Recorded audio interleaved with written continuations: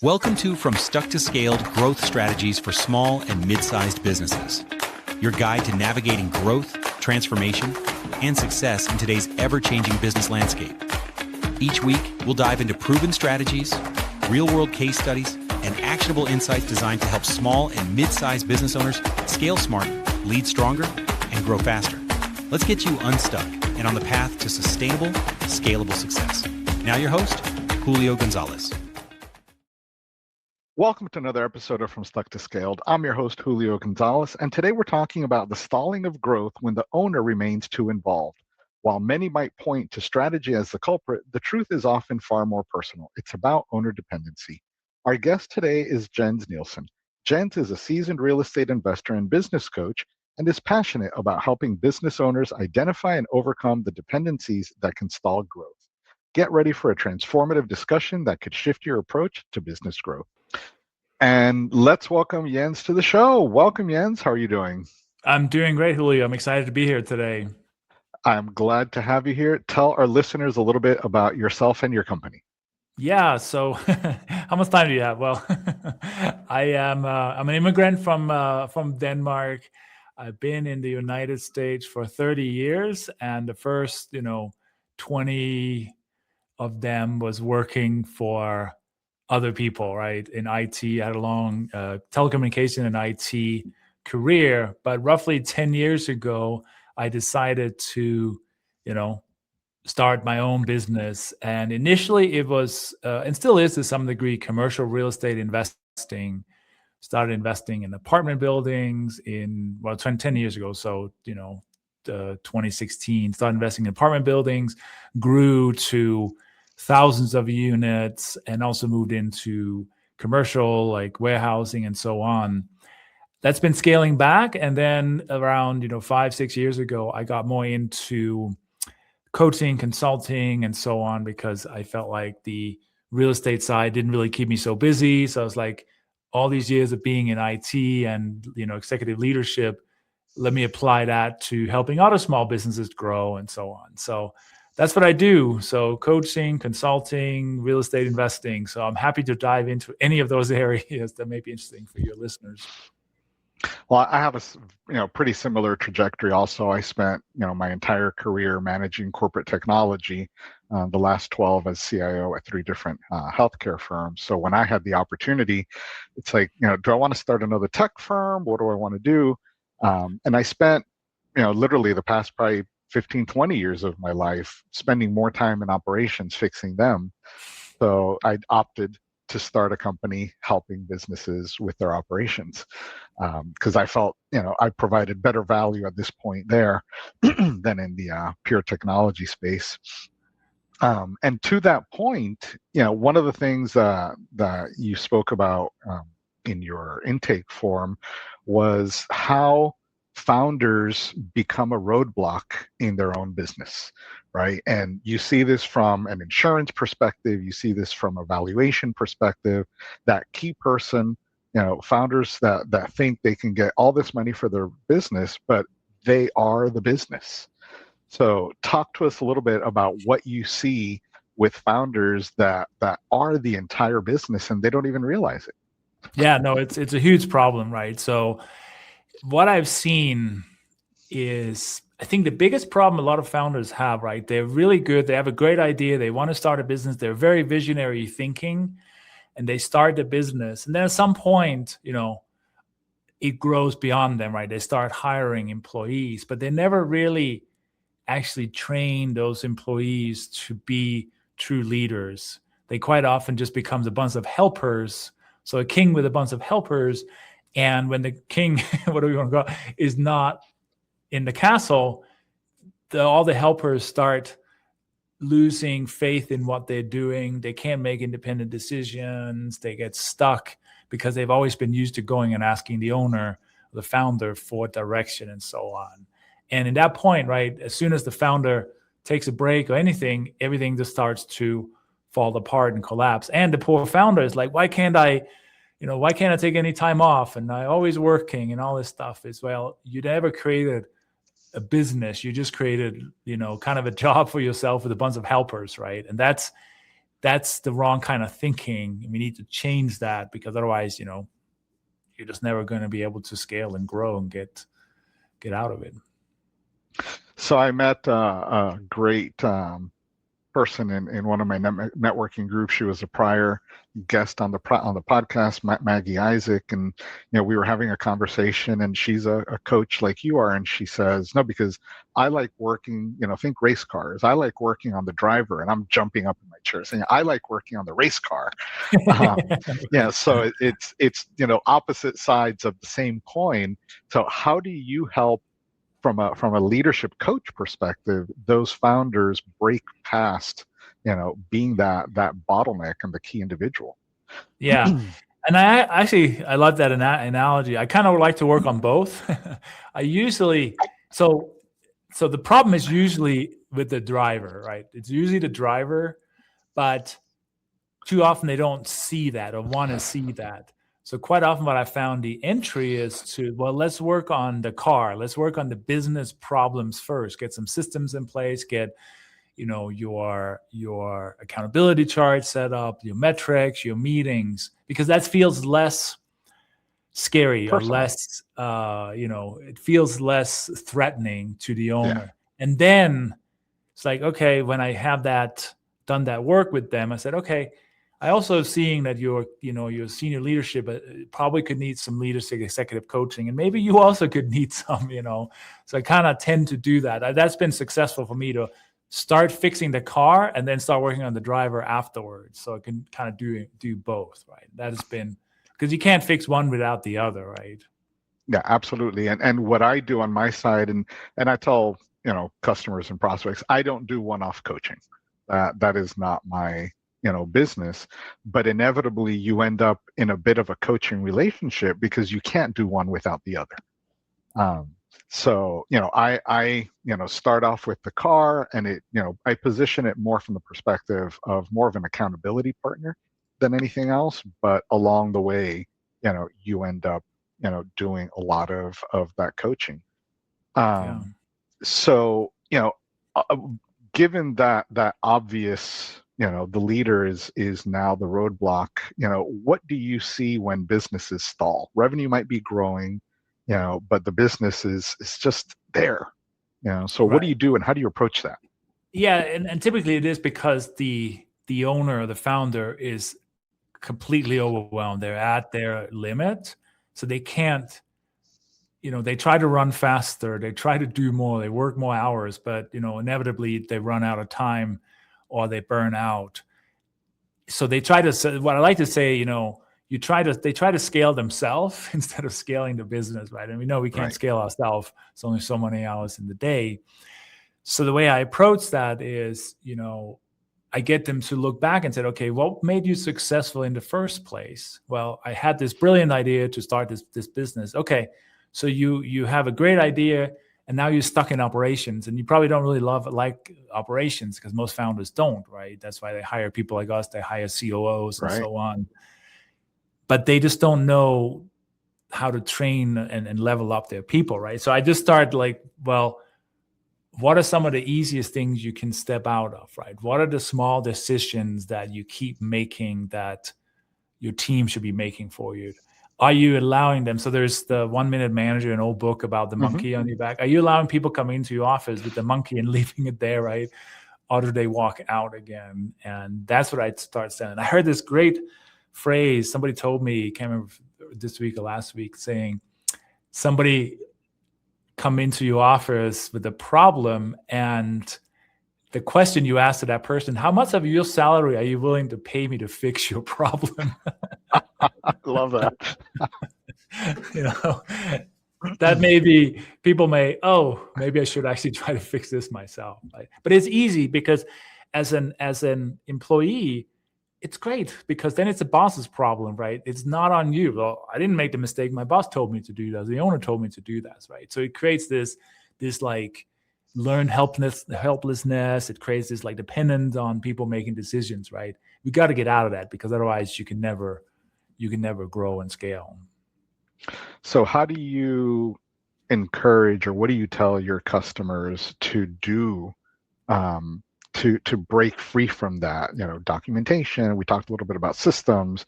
So what are those things that you work them through? Yeah. So, I mean, first thing is like, just having a good accountability chart, right? Where everybody knows which seat they're in, which roles and responsibilities they have, right? So, I have, clients that are property management companies, apartment management. And it's very clear if you are in the property manager's role, it is your job to fill up the units and evict people and collect rent and all these different things. And it's very standardized because it should be done over and over the same way. There should never be a question where you go and said, well, this person hasn't paid for 30 days or 60 days. Should I evict him or her? No, that's just the process. That's what it is, right? So just make sure that you know what you're responsible for, accountable for, and make sure they're good processes so that discrete activities can be repeated over and over, right? I mean, but the funny thing is, you and I think in systems, we think in processes. The more visionary type person think in relationship, thinks in opportunities and so on, and they don't like to sit back and really have those deeper thoughts about creating these systems and processes, right? And today with AI, it's not that hard, but people don't do it.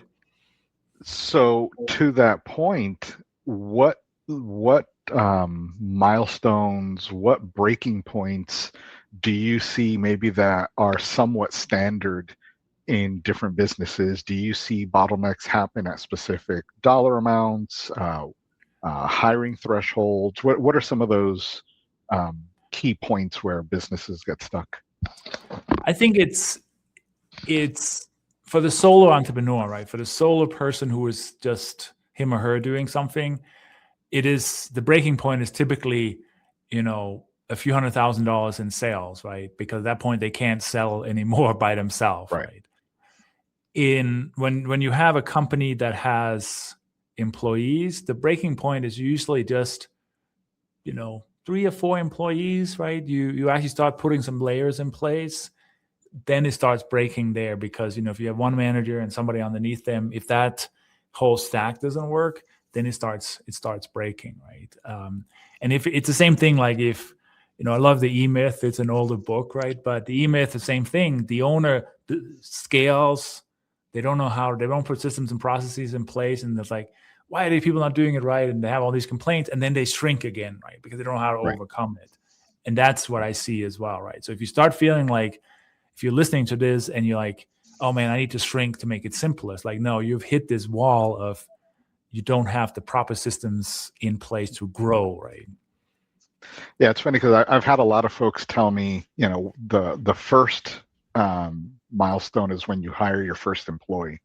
But I think if anything, it's when you hire your second one, right? Because when it's you and one other person, you can pretty much, talk throughout the day and message each other, whatever the case may be. But now when there's a third person, in play, to your point, are they reporting to that first employee? Are they just another peer? What's the dynamic there?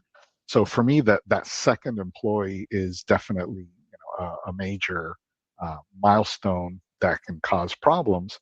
But absolutely, to your point, when you start layering in management levels and staff under that, that is a challenge.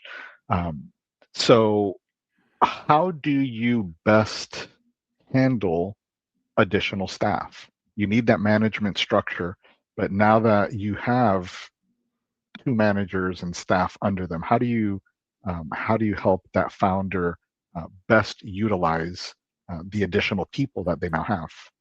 Yeah, and I think it really starts with getting super clear on what are you hiring that person for, what do they need to be doing, right? Be super clear on that, and also being, what does success look like in a month, 3 months, and so on, right? So they're very clear on, not that, oh, we need more help, let's just hire Joe off the street. No, be incredibly clear on why you're hiring and what that person needs to be doing, and then train them.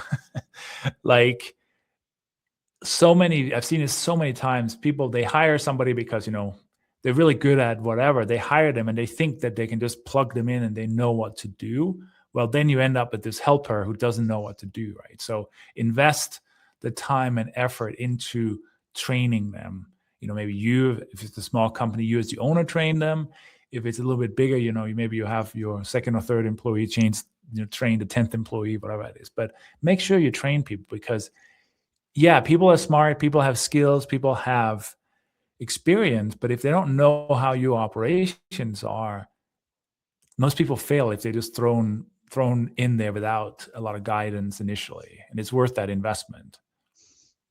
And that for me is where the systems come in, right? Because if you have your processes documented in whatever form, and I'll come back to that in a minute, but if you have your processes documented in whatever form, you can hand that off to somebody and say, do these things.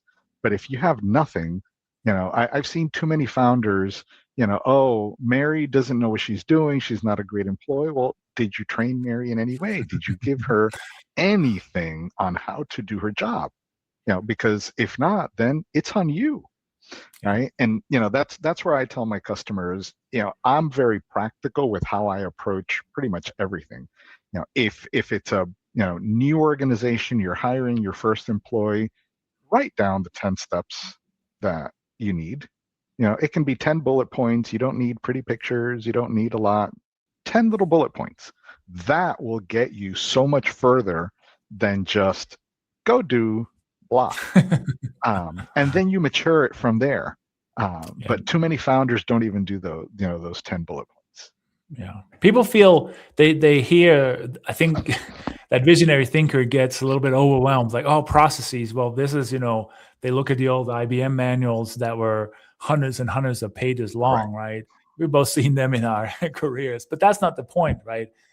It's bullet points, right? I mean, you hire smart, intelligent, capable people, and then you just say, well, here are the 10 things or whatever you need to do for this process to create this widget or whatever it is, right? It can be as simple as that. You don't have to overthink it, because nobody's going to sit there and read hundreds of pages. They'll read, a one pager, right? If they have that. So thinking of, one customer that you've had recently or currently have, what have you told them, to either stop or continue or stop? I love those questions. I love to hear, what founders, need to change in their business. So what have you recommended lately to a customer? Yeah. So I like to work with like the solo entrepreneur that's trying to grow. And then also the companies that have, a handful, 10, 20, 30 employees. So this example is a solo entrepreneur. So she has a bakery here in town where I live. It's more like she makes cookies and cakes because she loves to bake. But I mean, she was literally baking every single day, right? And then she was serving her customers. So she was the business. She was doing everything. And I was like, okay, Molly, this is wonderful. This is great. The first thing you need to do is stop making cookies. Write the damn thing down. It's 10 steps to make the cookies. You can train them. You can quality control them.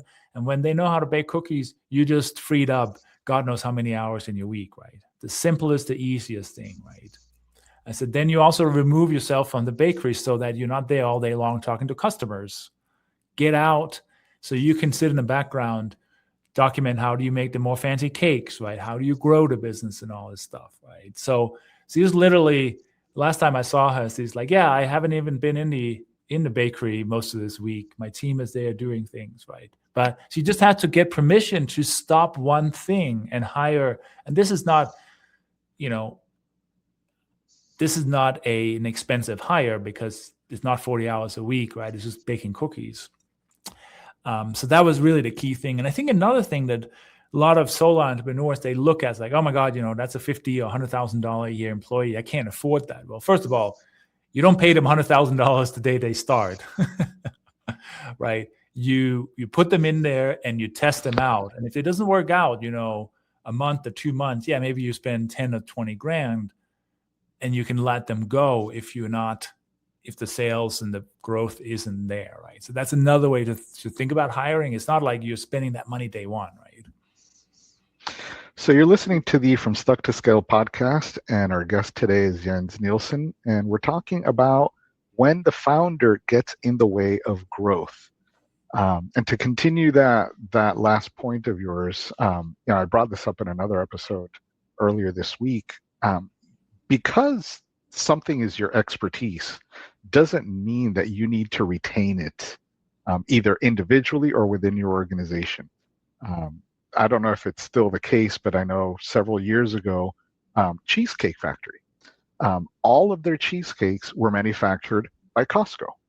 It was the Cheesecake Factory's recipes and secrets and all that kind of fun stuff, but they were always in a city where there was a Costco's. And what does Costco have? A giant kitchen.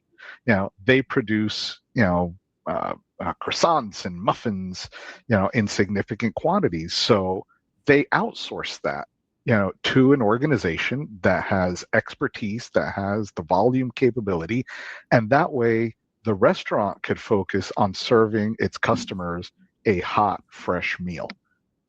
Because that, I would argue, is the key point of a restaurant.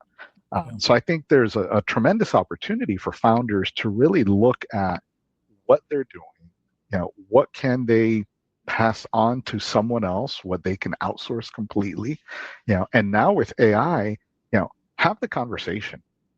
Ask ChatGPT, ask Claude, hey, what can I do differently? Are you having those conversations with your clients? Also around AI to amplify, their capacity. Yeah, and it takes, for a small entrepreneur, it really takes a mindset shift, right? Because they are a good plumber or a good baker or good whatever. They're a good technician, and they think they can build a business on that. So it's very hard to let go of that, right? It's hard for people to let go of that, but unless you want to stay in a one-person business, you have to let go of it, right? So that's really the first conversation. Okay, are you a business owner or are you just a technician with a job, right? And some people just want a job, and that's fine. Okay, have fun. But the person that is like, wow, I could scale, I could serve more customers with whatever my secret sauce is, but I don't have to be the one making the secret sauce, right? So I love that. But then of course, yeah, I mean, I think you're also asking about AI and so on, right? Of course, that comes in because you can bounce tons of ideas off of it in a very short period of time. Some of them are not very good, but others are, right? And you can start experimenting with different avenues there for sure.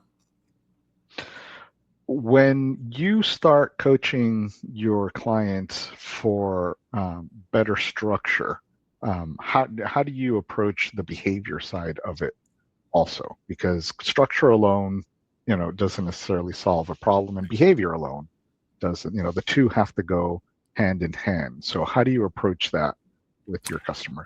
Yeah, I think that comes back to accountability around that, right? So, you create the structure, it's people in with seats and what they're supposed to be doing. But then at some point, if that just created and put in a file folder somewhere or a computer folder somewhere, that doesn't really help, right? So that's why the second one, and I do this with a lot of my customers, I'm like, okay, we spend time designing and planning everything. I said, I'm going to show up to your weekly meetings for the next month, the next 2 months, whatever that is. And I'm going to keep you on track to the things that you just created, right? Because that's where it shows up, is the daily behaviors, the checking in on whatever, your metrics, and are you dealing with your issues? Are you working on your strategic initiatives and all these different things, right? And not just these meetings where people are just blabbering and nothing gets done, like actual structured, productive meetings. And very few people have that, but a few techniques there I always say, okay, that's great. What is the outcome and who owns this result or this outcome, right? And that's where, founders can start applying, some more mature principles, assigning responsibility, holding people accountable, taking notes in meetings, and with AI again, there's so many options. There's all of these tools that will take notes in your Zoom meetings. I use Granola because you can use it anywhere. If I'm out at lunch, at having a meeting, I can just pop it open on my phone and it takes notes. So you can you can have that maturity, of meeting minutes without having somebody, sitting there and taking notes. And it's become so much easier for those founders to really, grow their businesses so much more quickly. So they need to start implementing those a lot sooner than they would have in the past. 100% agree. I was meeting with a property management team last week, right? And one of them, he's like administrative assistant. He's like, oh man, all these notes and stuff. I was like, just start by recording the call on your phone and plug it into some AI tool. And I'll guarantee you it's going to be, if it can distinguish who said what, but it's going to be fairly good at creating action items from the meeting, right? And you don't have to spend a ton of time on it. And, if you get, a little bit more sophisticated tool, it gets even better at separating who's saying what and so on. So you would definitely, I don't go to a meeting now without recording it because I don't want to sit there and take all these notes myself, Yeah, it's funny seeing how different companies respond to note takers. I was on a call the other day and somebody said, oh no, we don't allow note takers because, I may say something inappropriate. It's like, I don't care whether it's recorded or not. If it's inappropriate, it's inappropriate. And somebody can call you out on it and somebody can sue you for it. There's a little bit more evidence having the recording, but that's still no excuse to say something inappropriate. That could be the filter, huh? Right. And I know you said that you deal with a lot of, solopreneurs and companies just getting started. Do you talk to your customers around exit planning? Because that's something, I always like to begin with the end in mind. So I'm often having an exit conversation, even when there's no intention of exiting anytime soon. Yeah, no, it's great. I love this question, right? Because you and I, we are not the youngest here, and as we see our peers, having successful companies, but they never really planned for that exit. So it's dear to my heart, especially as I'd love to get into this because, so where I live in Santa Fe, New Mexico, right? Probably one of the average age here is pretty high because a lot of people come here to retire and so on, and there is, as I'm getting more and more involved in the entrepreneurial, environment, I see there's a lot of different things. There's a business incubator. There's different startup things for people that are starting businesses. That's wonderful, and we do need that. But what about this plumber or the whatever company who has been in business for 20 or 30 years? I think there's very few people helping them to figure out how do they exit. Is it a sale? Is it company? Is it, what do you call it? Employee buyout? Is it whatever? Because it really would hurt the local economy if people just shut down the business, right? And I think that happens a lot, right? Yeah. In the commercial space that we're in, we bought a warehouse a year and a half ago, and that they'd done this for like 50 years. They literally just shut down their business. They were making cabinets and custom doors. They shut it down and they sold their equipment. But I mean, that was a fraction of the potential value had they had a good succession plan started 20 or 30 years ago, right? So all that being said, it's something that's dear to my heart. And I have a friend here. I meet with him once a month, and he's in the brokerage of businesses and stuff. So I have those conversations, and I do have those conversations with some of these companies that are a little bit older, but I probably should have them more with the younger crowds too, right? So they can set something up because maybe they don't want to do it forever, right? So it's important. I don't think it's being thought of as much as it should be. Yeah, I think a lot of the younger entrepreneurs, at least the more techie ones, are starting with an exit plan because they want to make their millions and cut and run. But every company needs to worry about, an exit.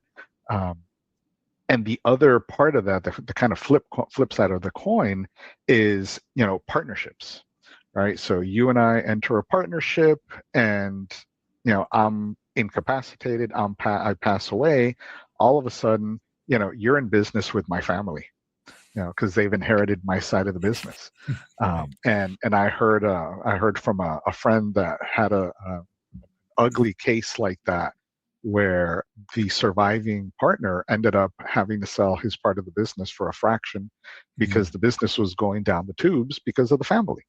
Yeah. So a proper operating agreement is very important in any organization. And these are all the startup activities that a lot of people don't even think about, because I'm going to put up my shingle. I'm a plumber, I'm a consultant, I'm a whatever.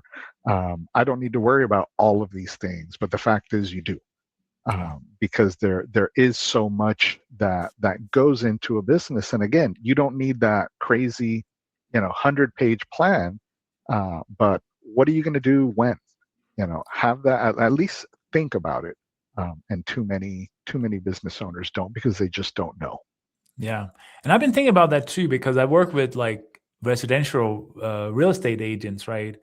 And their business is usually like their client book of clients and stuff like that, right? But it's an interesting concept there too, right? Can you create a sellable business as a solo real estate agent and stuff like that, right? I think the successful ones are the ones that actually create teams where a handful of them come together, where they have some younger and some older ones, so that there's an ongoing, so there's some succession by putting younger people into it, right, and so on. So it's not like owning the brokerage, but it's just owning the real estate side of the sales and the buying, right? And that's an interesting concept too, right? How that would work in the long run. I have seen a couple of solo realtors sell their book of business, and they have been successful because they had a very strong referral business. Yeah. So it's what's coming from the referral that is saleable, not I have 15,000 people in my database, but you have a recurring database of customers. Yeah. So those do have saleable value from a real estate perspective. Yeah, that's cool. So Jens, we've touched a little bit on systems.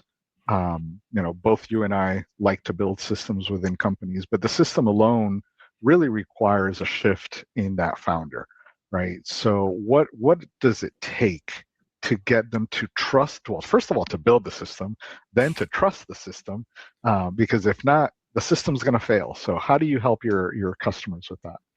Yeah, so I do love to work with people, founders, and also their senior team to start changing their thinking, start changing their mindset a little bit, right? Where it is okay that you are not overseeing every individual activity. It is okay if you step back and let your team experiment and maybe make mistakes.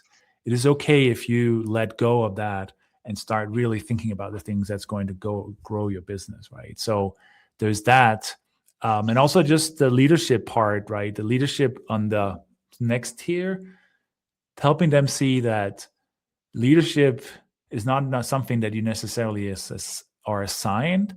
It's an opportunity to take on that leadership role and be the leader. Yeah, you may be a manager, but are you also a leader, right? What does it mean to be a leader in that organization? Are you mentoring others? Are you stepping up when others are failing? Are you really doing the things that is in the best interest of the organization and the health of the company as a whole, and so on? So I love to have those conversations. They're not as easy because it's not like, hey, follow the system. It's like how you think differently around everything that's going on.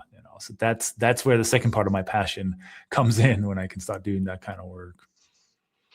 There's a huge component in there of trust, right? But if they aren't empowering their staff effectively, that trust can't even occur.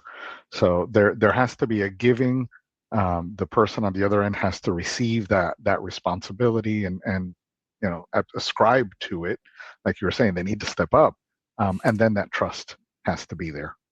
Yeah, can't undermine each other's decisions and stuff like that, because then it's pointless. So Jens, we've covered a lot of great stuff today. If you had to pick 2-3 really important tips for founders to go off and implement, what would you tell them that they need to do this today? I would start by creating your organizational chart or your accountability chart before you even hire your first person. Build it out for what it's going to look like the next 1, 2, 3 years, so you know what you're hiring for. And then the second one was like, let's start planning your exit the day you start your business. Absolutely. And how can our listeners find you? So the best place is my personal website. It's just my first name, Jens, last name Nielsen, Nielsen.us. So jensnielsen.us. My phone number, my email, a link to book a quick intro call is on there. And I love to talk to people about everything we've talked about today. Awesome. Thank you so much. So this has, this is where I screw it up. What do I want to say here? All right. So thank you for tuning in today to this episode of From Stuck to Scaled. It's clear from our conversation that the key to overcoming growth isn't just strategy, but it's about recognizing where you as the owner are creating bottlenecks in your business. If you found this episode helpful, please consider subscribing and sharing it with a fellow business owner who might benefit. Until next time, take what you learned today and start working towards a business that thrives without constant involvement from you, and keep scaling forward. Jens, thank you so much for coming on today. Thank you. It was a lot of fun. Take care. You've been listening to From Stuck to Scaled, Growth Strategies for Small and Mid-Sized Businesses, produced by Opticution, LLC. For more information, tools, and resources, check out our website, www.opticution.com/podcast.